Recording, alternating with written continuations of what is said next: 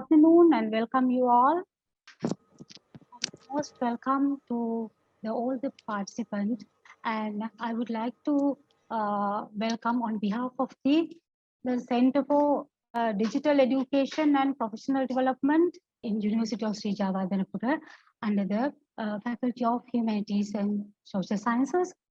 Under this center, we have set up the unit on ethical studies. In this, what we expect to develop the ethical reasoning of our student and our university academic and non-academic. So this center is open for all. And today, I would like to again to welcome Professor Michael Klink and his acceptance of our invitation. And now I would like to invite to our Dean, the Faculty of Humanities and Social Sciences, the Professor Chiranta Heenkender, to welcome to Professor Michael Klink. Okay, thank you very much, Dr. Asha. I would like to, on behalf of the faculty, I would like to thank the professor for inviting our invitation. So I have another meeting. So I again thanks to you to collaborate this the webinar. So please go ahead with the scheduled lecture. It is my pleasure to introduce Professor Michael Klink. He is a professor of techno-ethics attached to the University of Delft in the Netherlands. He got awarded his PhD from the University of Utrecht in Netherlands. He also a visiting professor at the Columbia University and the Harvard University, as well as the Oxford University. He has edited several books related to the ethics and technology. He has done many research and articles on the field on technology, technological ethics, moral epistemology, moral psychology, moral evolution, and so on. The one of very interesting book he has edited, The Philosophy in the Age of Science, Inquiries into Philosophical Progress, Method and Social Relevance. The other, it was published by the Routledge publisher, The Higher Order Evidence and Moral Epistemology, that was published in 2020. In addition to that, he has published several articles to a reputed journal. One is Old Wine in a New Bottle, the article that was published in Ethical Theory and Moral Practice. The Evolution and Moral Disagreement, he has published his Journal of Ethics and Social Philosophy. Digital contact training and COVID-19, who is, within the record, not free to go. Ethics and Information Technology has published this. How do technological artifacts embody moral values? He has published this in the Journal of Philosophy and Technology. Can moral realistic defect defeat due to evolutionary explanation of morality? The Pacific Philosophical Quarry he has published. The Survival of Defeat, Evolution, Moral Objectivity, and Undercutting. This was the book thesis he has published to his PhD, and that got outstanding project in that year. The Moral Philosophy and the Ethical Turn in Anthropology. That was another article he wrote. It was very interesting. And the Digital Well-being and Manipulation Online. That was another article, and he's still working in this project and organizing several workshops under that. Actually, he has published several articles. You can read it from Google Scholar as well. He's running several online. You can browse his name and you can find his work. So I'm very happy. Actually, he has accepted our invitation, and this is the first program I'm launching under the unit on ethical studies. So, dear professor, and here I would warmly welcome to you to deliver your lecture on the topic on from tech ethics to a political philosophy of technology. Sir, welcome to you. Thank you very much, Dr. Fernando. Thank you to the Dean for your welcoming words. And of course, thank you wholeheartedly for inviting me to this exciting lecture today. I really appreciate the invitation and the chance to talk to you about really some new ideas that I have, a sketch of an idea of why I think that many questions in the philosophy of technology can usefully be asked from the perspective of political philosophy rather than traditional techno ethics. And I've prepared a small slide presentation. And yeah, I welcome your feedback later and your ideas. And because we have quite a lot of time to discuss, I also encourage you to raise your hand during the lecture if you think, okay, that's something unclear, or you have a question while I'm talking, and we can take it as we go. Okay? Good. So basically, I'm just setting my time here. The idea is to go from technology ethics to a political philosophy of technology. Why? What motivates that move? Political philosophy and philosophy of technology are, of course, related as two normative disciplines, but one looks at the collective level, and that's political philosophy, and the other, normative ethics, of course, looks more at the responsibilities and rights and duties that we have as individuals towards each other, and the rights that we have as individuals. Now, you can very roughly summarize that at the normative ethical level, and much of the philosophy of technology has been or focused on a normative level. On the individual level, and my question is, well, should we perhaps take it to the collective level, to more political philosophical questions? Okay, so before we go there, I'll take you way back to the early days when I was in school. So this is me right in the center of this picture. I think that's on my first day at school. And shortly after my school career has begun, I think in the 3rd grade or so, I became very irritated and with the school system, and often thought about justice. Why? Because I thought it's quite unfair that the teachers can evaluate us as students, and they give us grades and marks, but we students do not have the right to give grades to the teachers. Now, that was perhaps quite a funny idea when I was a little kid. And I even wrote a little letter to the head teacher suggesting a new system where we pupils could also evaluate the teachers. Now, the striking fact, what I remember from that episode is, first, it's funny that I wrote that letter, but also that the rector disagreed with me. So there was a normative disagreement, and he didn't think that we pupils should have the right to evaluate the teachers. And that really fascinated me. Now, how can it be that we have different evaluations of the world, that we make different normative judgments as individuals? And that question is still my research focus and motivates much of my research. Why do we evaluate the world differently as individuals? And then, of course, when should we change our evaluations? So who was right, my rector, or was I right? I didn't know, and I wanted to figure out why. Now, you can call this the genealogy question. Why do we evaluate the world differently? And the guidance question. So when should we change our evaluations?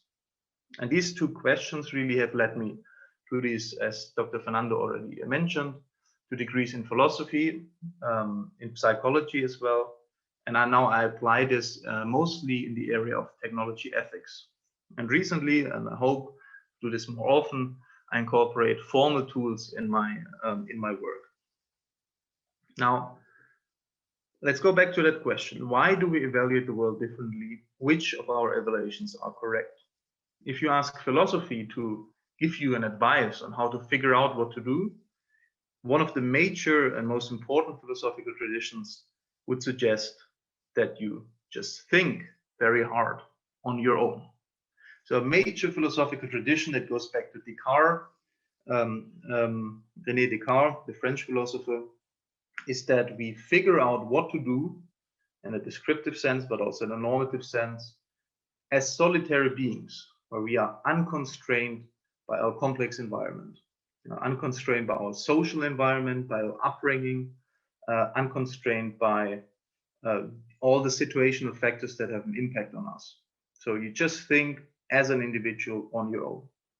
But of course, that's not at all how it is in the real world.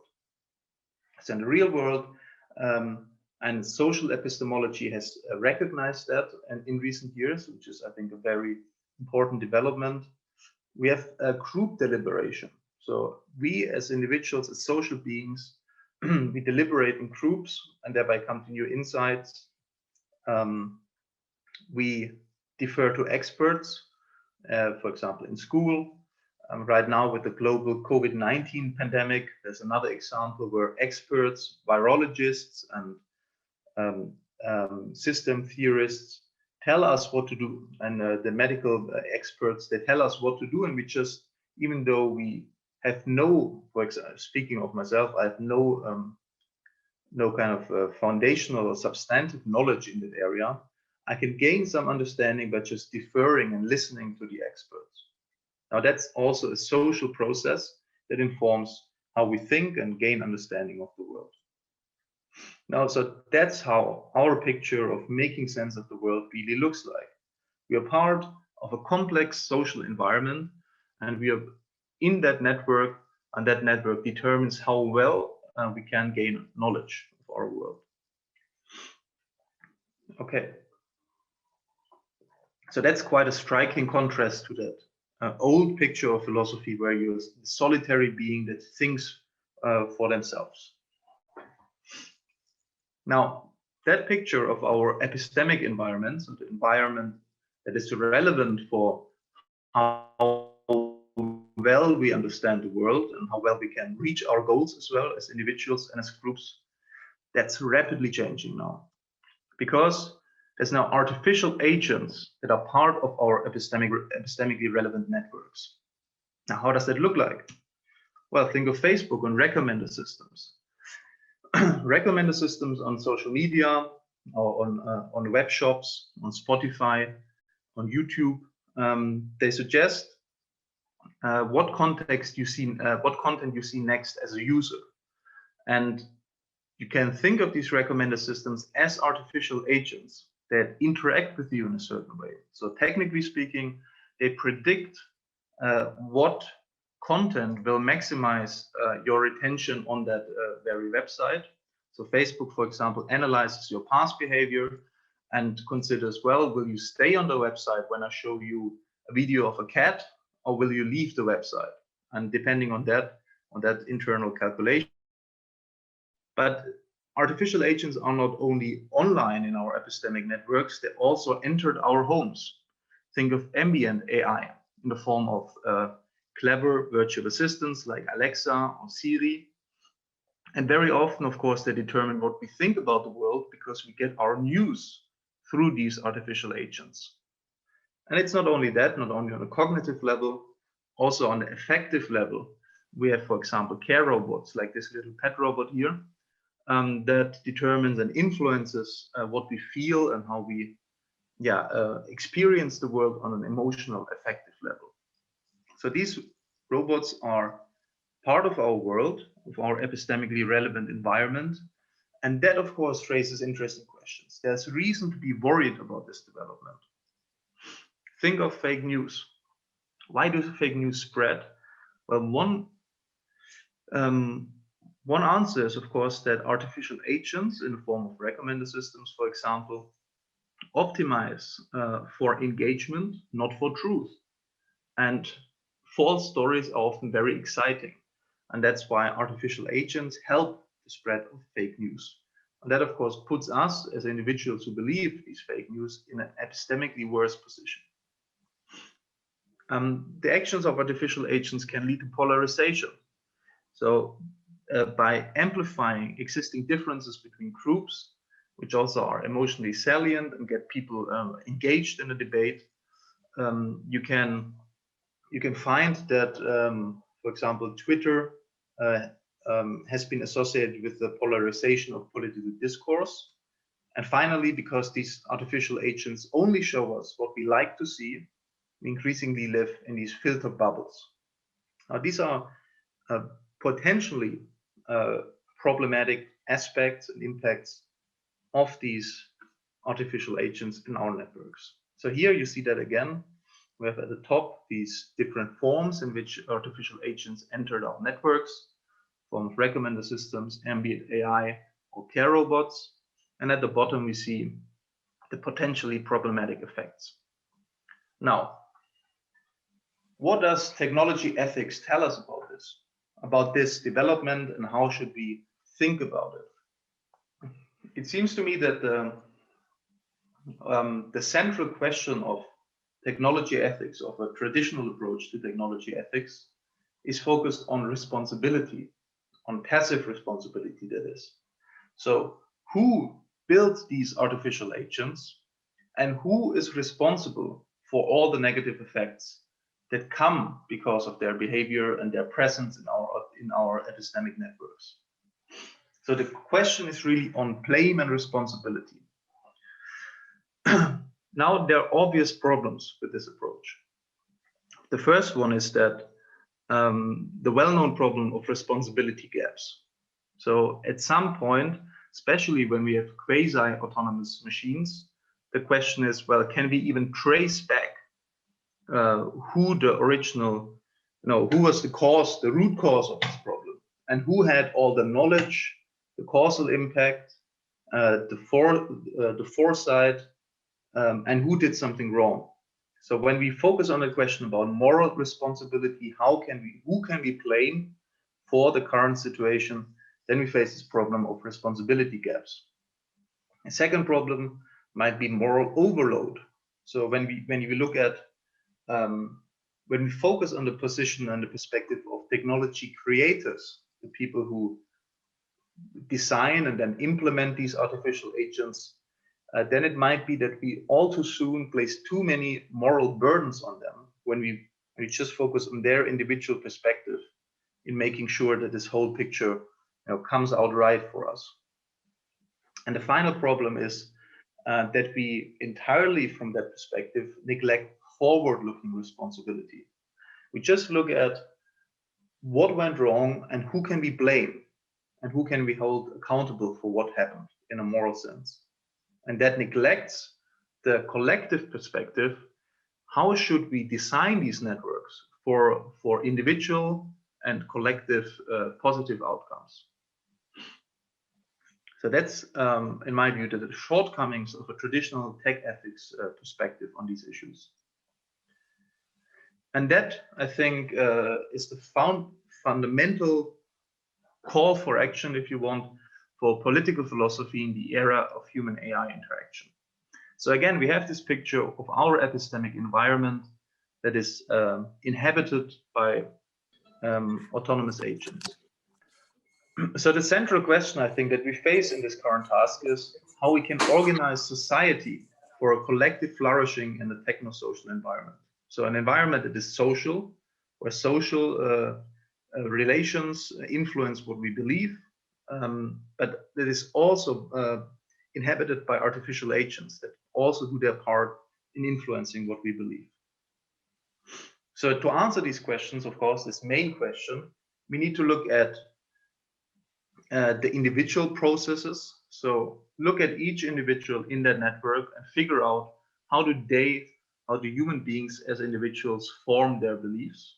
And then we have to look at the social processes. In both cases, take into account that artificial agents might now influence both the individual processes and the social processes of gaining knowledge about the world. And that brings me more directly to my research, and I want to take you, so we look at both of these processes in turn, first the individual one and then the social processes. And I want to take you on a little, into a little time machine and take you back about 6 million years ago to the environment of evolutionary adaptiveness. So the environment where human beings evolved and eventually adapted for social cooperation. So the story is, of course, quite complicated, but the very basic idea is that human beings evolved as social animals, and they needed to cooperate, for example, in hunting, in order to survive. So what happened? Human beings adapted specifically their capacities to cooperate and to coordinate with each other, and also to live in small bands of hunter-gatherers. So our ways of thinking and of perceiving and understanding the world are fundamentally shaped by that environment of evolutionary adaptiveness. And that still influences us today. And that's important. Why? Now we took a long time travel back into history, but it's important for us to understand today how our individual thinking and feeling works in this world, to understand the impact of artificial agents. So we look at these individuals, and I just present in passing some of the research that Dr. Fernando already mentioned. We find that moral judgments are prone to influence by irrelevant situational factors. So human beings make moral judgments not only, perhaps even it's a rare case that they make moral judgments in response to the moral facts and the moral situation at hand, but they're very easily influenced by irrelevant factors. For example, whether they are drunk, whether there's a high testosterone or low testosterone level in the blood, whether their cognitive capacities are already loaded, in which case they make less utilitarian moral judgments. What else can we think of? People that think in foreign languages are more prone to utilitarian moral judgments compared to when they think about a moral problem in their native language. So these all seem to be irrelevant situational factors, but their influence can be explained when we look back at our evolutionary history. So evolution explains some core moral intuitions, and the philosophical perspective is, of course, to tell us which of these genealogical influences we need to respect and which ones are quite irrelevant, and we should really work hard to ignore the influence of these factors. And a second perspective then comes from, once you have understood how our moral belief system, if you will, works and how we form moral beliefs, we can go back to our current situation and ask, well, what if we use machines to improve our moral thinking? What if we have a Google for morals? So right now, whenever you go somewhere, you want to find the next restaurant. At least I do that. I hit Google and let me show the way. What if in the future you have a moral problem? Do you need to leave your partner, or do you want to stay with your partner? Should you cheat? Should you not cheat? Well, these are moral questions. What if you just hit Google and you ask Google for moral advice? Now, this initial research that I've done on influences on moral judgments, that shows us that understanding matters as much as truth. So even though we could potentially have a moral machine, an artificial helper, that tells us what we should believe about morality, that's not enough, even though if we would perhaps believe true things. What we really need is understanding why something is the morally right thing to do. So that research that focuses on where do we come from, how do we form our beliefs as individuals, tells us something about how we should deal with the impact of artificial agents in our networks. And finally, you can ask, well, perhaps we can improve our situation by creating training programs so that individuals are better able to manage and control their moral judgments. So now we looked at in these individual processes, and now we can go to collective processes next. So now I want to take you, as it were, back to the future and look at specifically one aspect of our one aspect of our social interactions, which are with machines and which might feel face a threat, the threat of manipulation. So we live in these complex social networks, we interact with artificial agents, and could it be perhaps that we're being manipulated by these artificial agents in our social epistemic networks? Now, to understand that, of course, we need the full tools of moral philosophy again. We need conceptual analysis to understand what manipulation is, how it looks like, and what its necessary and sufficient conditions are. We need moral psychology to understand how people think and evaluate interactions with machines compared to interactions with human beings. Why?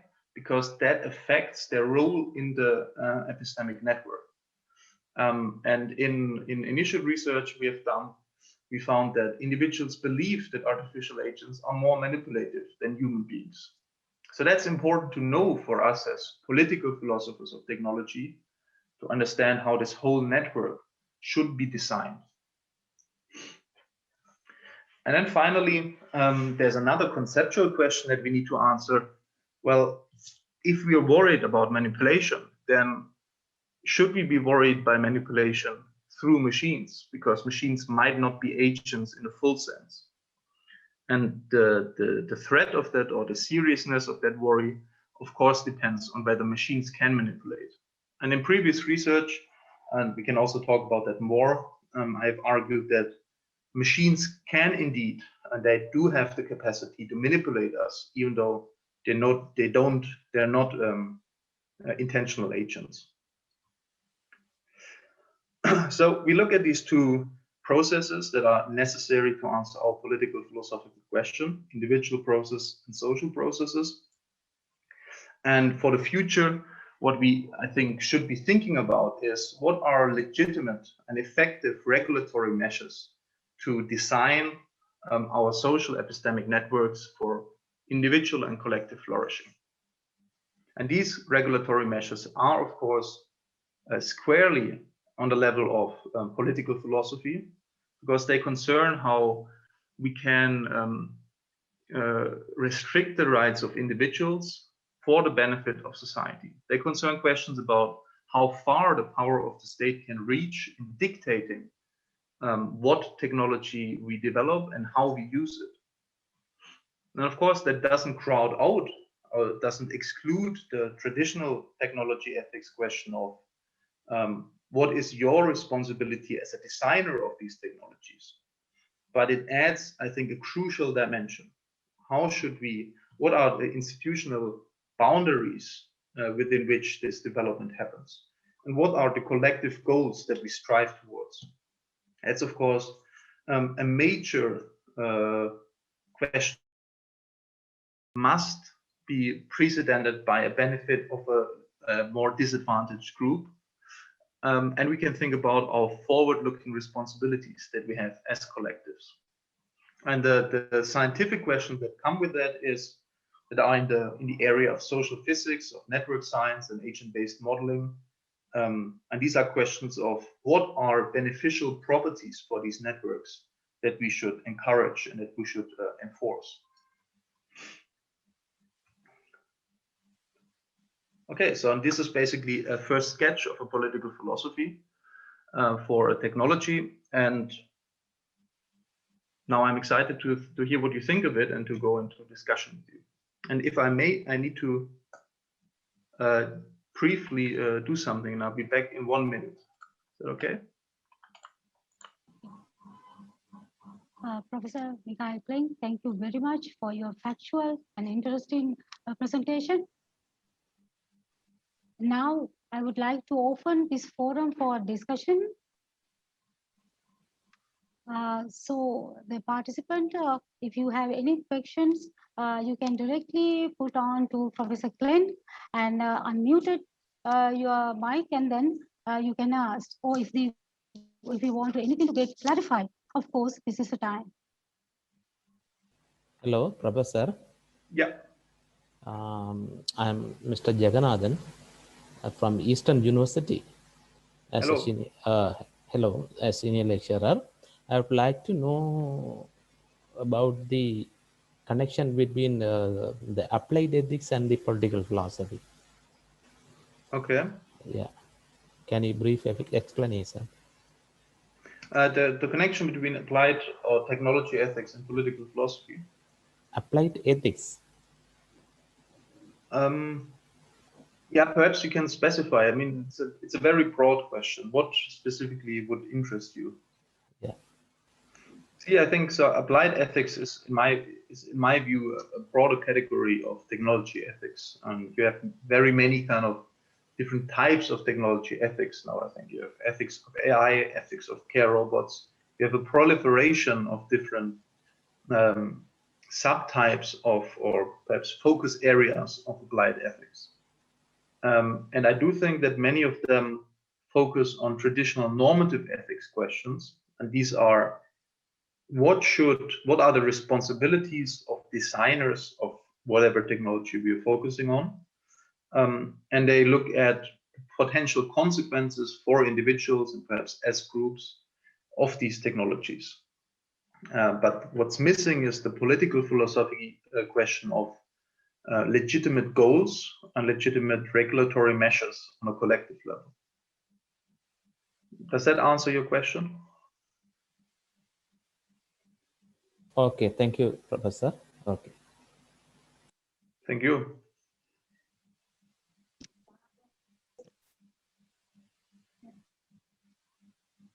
Yeah, is there any question? And even you can put on the chat box. If you have any question, you can type it and the professor will answer to you. Yeah, there is a one question, Professor.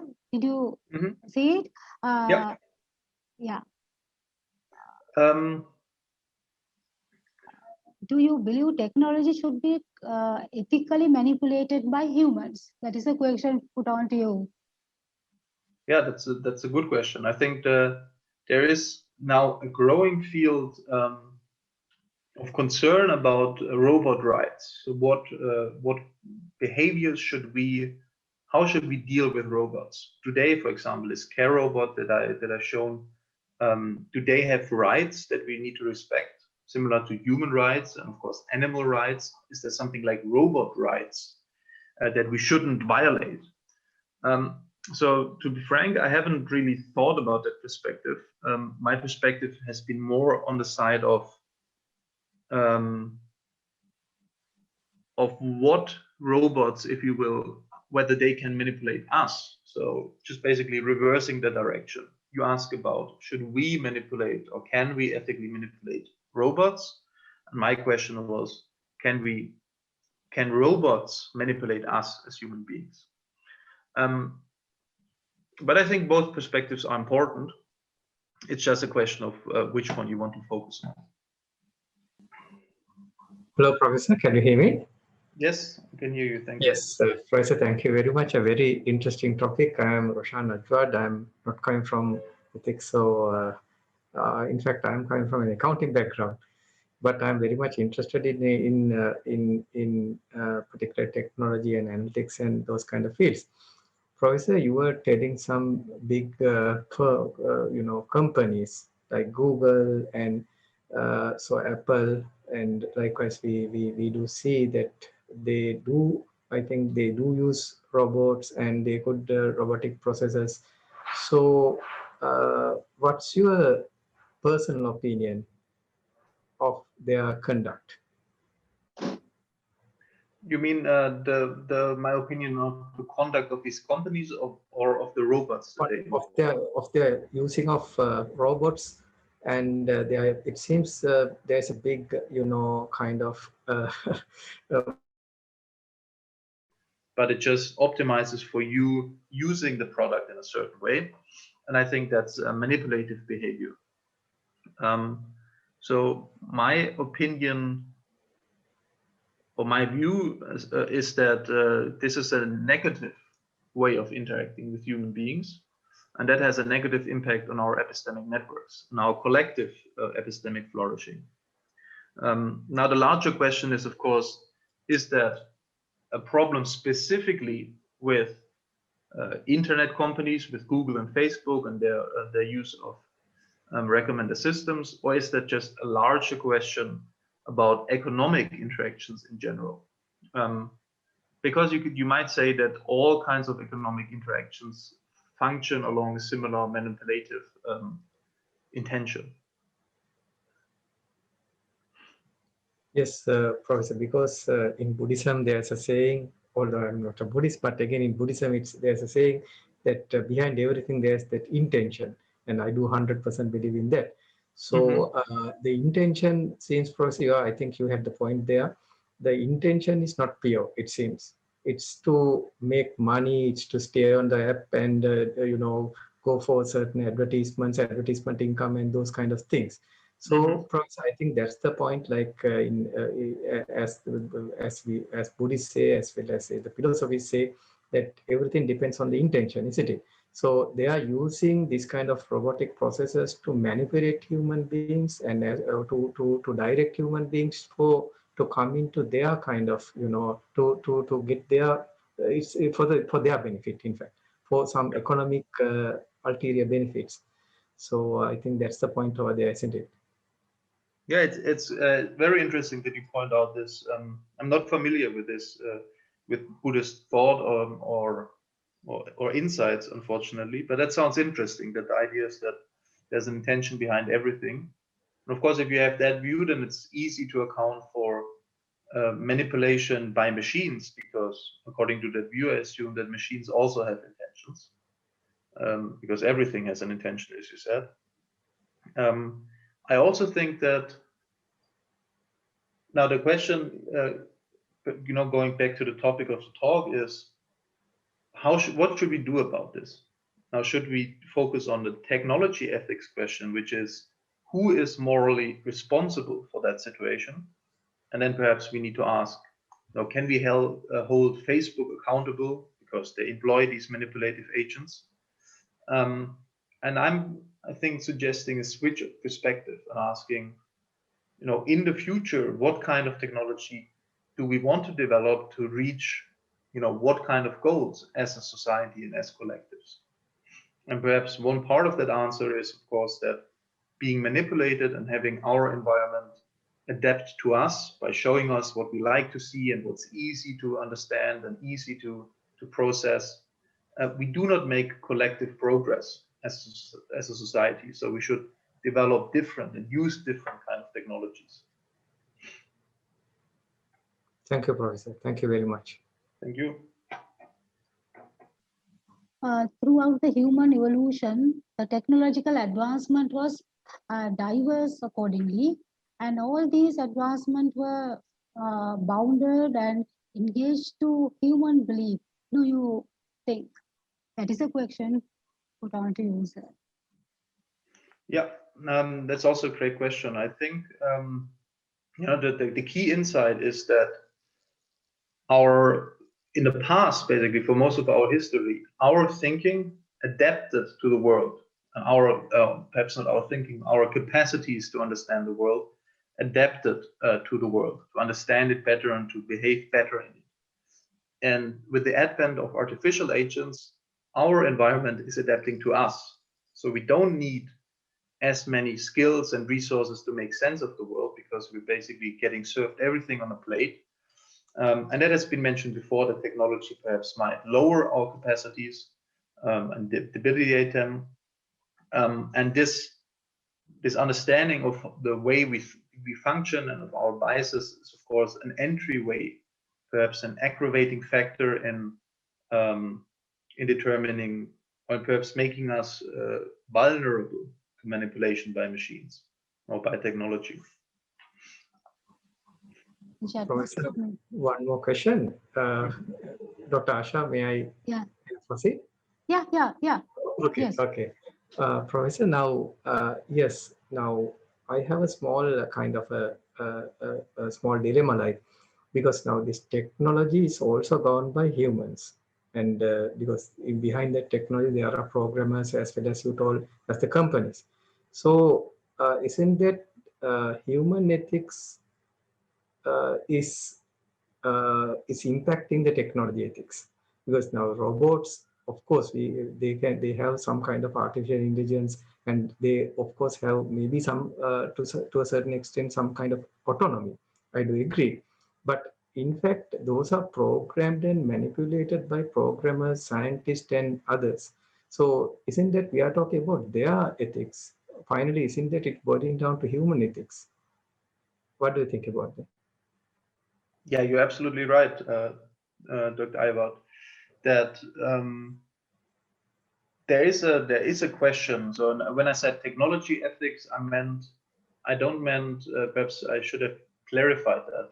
I didn't mean that there's an ethics that applies to the behavior of technology. It's an ethics. By technology ethics, I mean an ethical considerations about the design and use of technology. And when we have that perspective, then of course, you're quite right that these technologies are designed by human beings. So we can ask, well, are they doing the right thing, or are they doing something wrong in designing such a technology? And you know, the historical precedent is of course the atomic bomb. We don't ask, is the atomic bomb as an artifact? We can ask that, but that's not the primary question. The primary question is, did the people who developed the bomb, was that the right thing to do? So that's the normative ethics perspective. As I said, I think it's an important perspective, and we should not, you know, ignore it.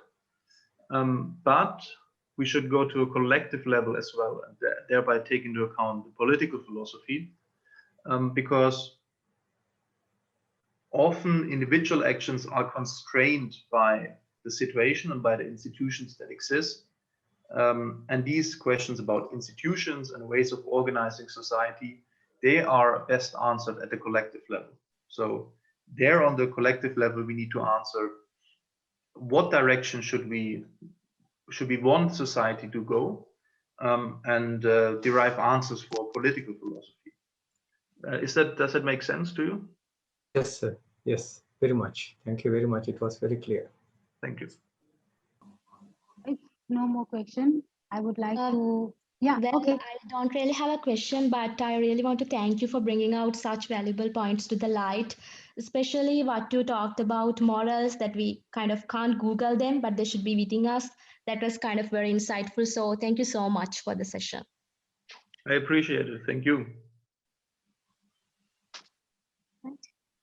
Okay. Now I would like to